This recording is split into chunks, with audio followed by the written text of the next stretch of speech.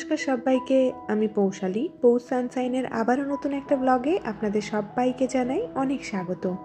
আশা করি আপনারা যে যেখান থেকেই আমার ভিডিওটি দেখছেন সবাই খুব ভালো আছেন আর সুস্থ আছেন। প্রত্যেকদিন তো আপনাদের সাথে সকালের রুটিন শেয়ার করা হয়, তবে আজকে ভাবলাম সন্ধ্যে থেকে রাত অবধি কী করি ছোট্ট করে ভিডিওর মধ্যে আপনাদের সাথে শেয়ার করি।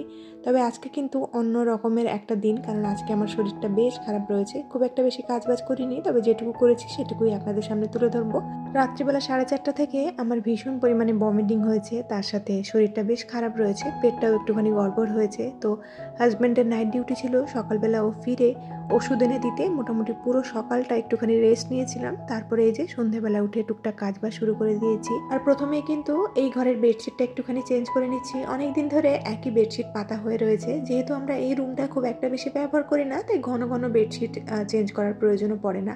অনেকদিন ধরে একই বেডশিট দেখে দেখে একটুখানি একঘেয়েমি হয়ে গিয়েছিল, তাই ভাবলাম একটা ফ্রেশ বেডশিট দিয়ে দিই, তাতে রুমের লুকটাও একটুখানি চেঞ্জ হয়ে যাবে।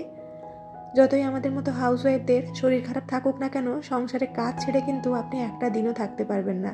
আপনি হয়তো ভাববেন যে একটা দিন একটু রেস্ট নেব, তবে এই রান্নাবান্না, বাচ্চাকে সামলানো বা বাচ্চার খুঁটিনাটি কাজ করা, এগুলো কিন্তু আমাদের প্রত্যেক দিনের একটা দায়িত্বের মধ্যেই পড়ে। সেই জন্য সংসারের এই কাজগুলো না আজকাল কাজ বলে আর মনে হয় না। আমার কাছে মনে হয় এগুলো আমার কাছে একটা দায়িত্বের মতো, আমার সেবা সংসারের প্রতি। তো খুব মন দিয়ে প্রত্যেক দিন কিন্তু এগুলো করার আমি চেষ্টা করি। যেদিনে করে সংসারে কাজ থাকে না সেদিনে মনে হয় কিছুই করিনি। তাই শরীর খারাপ থাকলেও না, শুধু অপেক্ষায় থাকি কখন শরীরটা একটুখানি ঠিক হবে, উঠে কাজবাজগুলো করব। সকালে ওষুধটা খাওয়ার পরে না মোটামুটি 2-3 ঘন্টা মতো সময় লেগেছে একটুখানি ফ্রেশ ফিল করতে, কারণ ভমিটিং হলে ওই যে ফিলিংসটা, ওটা কিন্তু একদমই ভালো লাগে না। যতক্ষণ অবধি ওটা থাকে ততক্ষণ কিচ্ছু কাজ করতে ইচ্ছে করে না।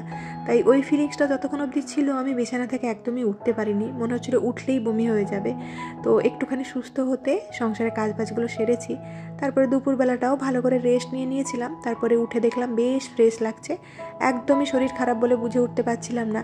তো ভাবলাম টেনে কাজগুলো সেরে নিই, কারণ সন্ধ্যেবেলার দিকে আমি জানতাম যে আবার একটুখানি শরীরটা খারাপ খারাপ লাগবে, কারণ ওষুধের রিয়াকশানটা একটা নির্দিষ্ট টাইম অবধি থাকে, সেটা চলে গেলে আবার শরীরটা খারাপ লাগে। তো ভাবলাম যতক্ষণ অবধি ফ্রেশ লাগছে কাজগুলো করে নিই, তারপরে আবার সন্ধ্যাবেলা একটু রেস্ট নিয়ে নেব। তো ঘরটাও ঝাড়ু দিয়ে নিলাম, কারণ আজকে দুপুরবেলা ওই যে বললাম ঘুমিয়ে গিয়েছিলাম তাড়াতাড়ি, তাই এই সমস্ত কাজ বাজাজ করা হয়নি।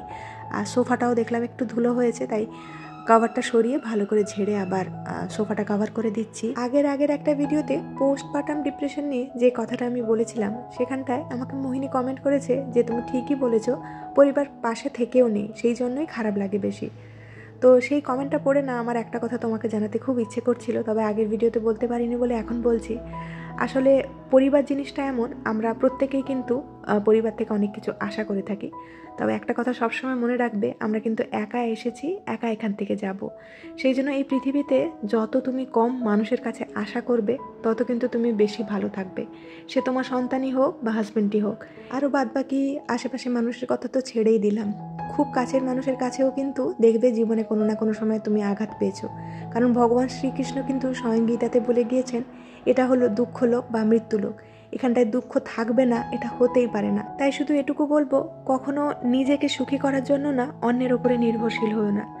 নিজেকে সুখী একমাত্র নিজেই করতে পারো, আর সেটা একমাত্র সম্ভব ঈশ্বরের হাত ধরে।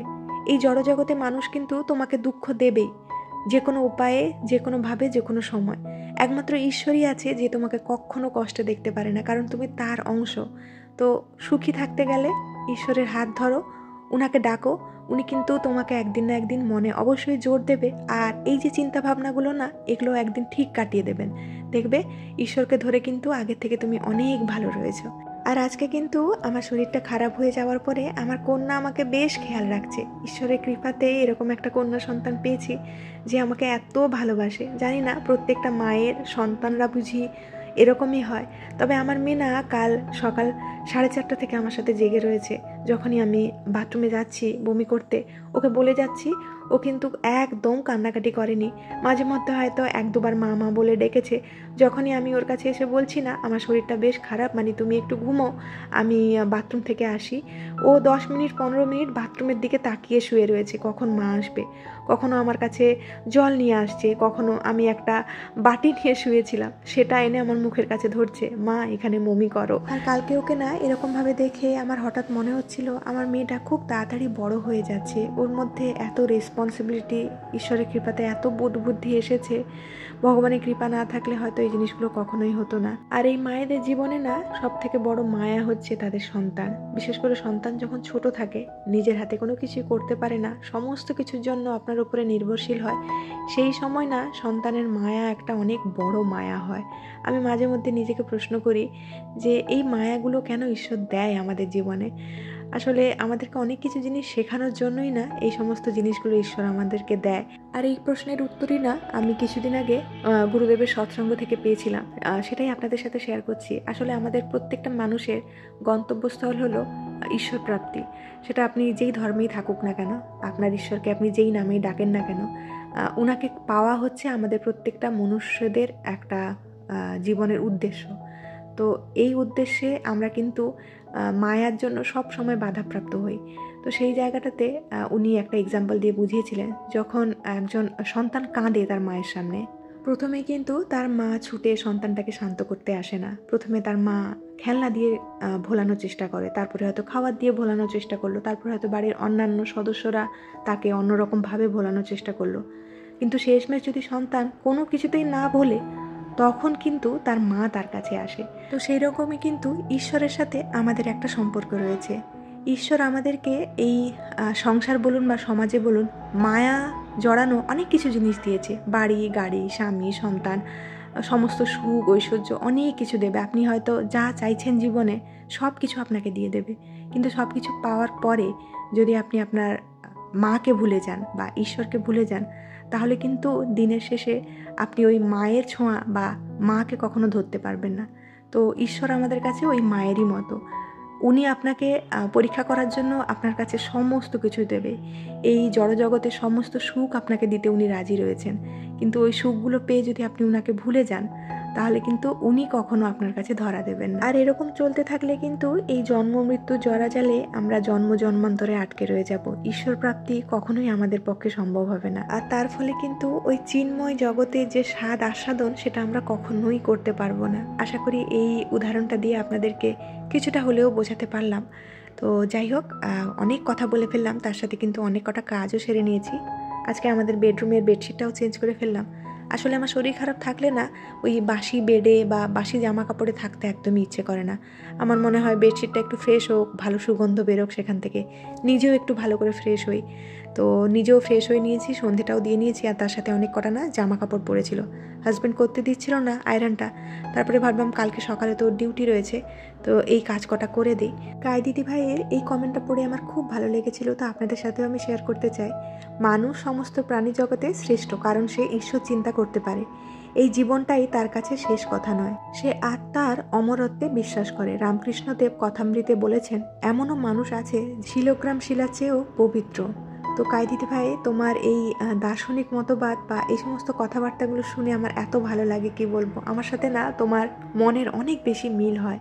আমি ওই জিনিসটাতে অনেক বেশি বিশ্বাস করি যে এই জীবনটাই না আমাদের কাছে শেষ কথা নয়, জীবনের পরেও অনেক বড় একটা জীবন আছে। তো ওই দিকেও আমাদেরকে কিছু নিয়ে যেতে হবে।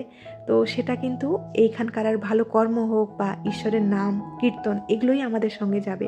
কারণ মানুষ যখন শরীর ছাড়ে না, তখন মানুষের সাথে কিছুই যায় না। আপনার ধন সম্পদ, বাড়ি গাড়ি, কিচ্ছু আপনার সাথে এখান থেকে যাবে না। শুধু যাবে আপনার কর্ম, আর তার সাথে যাবে ঈশ্বরের নাম কীর্তন। আপনি যত ভগবানকে ডাকবেন, সারাদিন নিরন্তর চিন্তা ভাবনা করবেন, সেটাই কিন্তু আপনার সাথে ওপারে যাবে।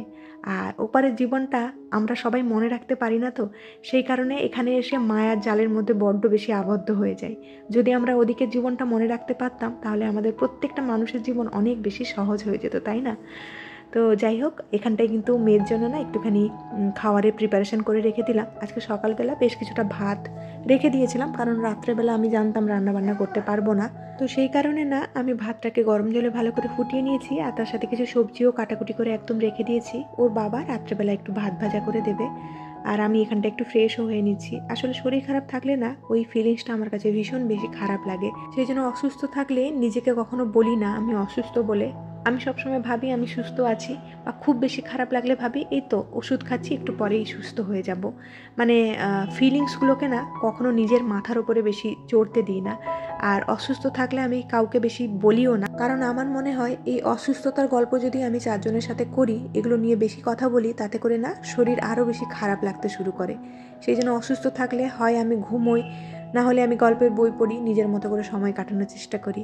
আর এই শীতের সময় না যতই ক্রিম মাখি না কেন, বোরোলিনের ওপরে আমার কাছে কিছুই লাগে না। যদিও বোরোলিনটা মাখলে স্কিনটা একটুখানি কালো হয়ে যায়, সেই কারণে স্কিনে তো দিই না, তবে ঠোঁটে হোক পায়ে হোক বোরোলিন আমার কাছে বেস্ট বলে মনে হয়। তো যাই হোক, এখন কিন্তু রাত্রিবেলা প্রায় 8:30 মতো বাজে। হাজব্যান্ড তো অফিস বেরিয়ে যাবে, মেয়েকে সেই জন্য খাইয়ে দিচ্ছে। আজকে আমার একদমই উঠতে ইচ্ছে করছিল না। অনেকদিন পরে বাবার হাতে কিছু একটা রান্না খেয়ে আমার মেয়ে খুব খুশি, খুব ভালোভাবে বাবার কাছে খাচ্ছিল। আর জয়শ্রী দিদি ভাই আগের ভিডিওতে বলেছে বাচ্চাদের ক্ষেত্রে বাসি বলে কিছুই হয় না, ওরাই তো ভগবান।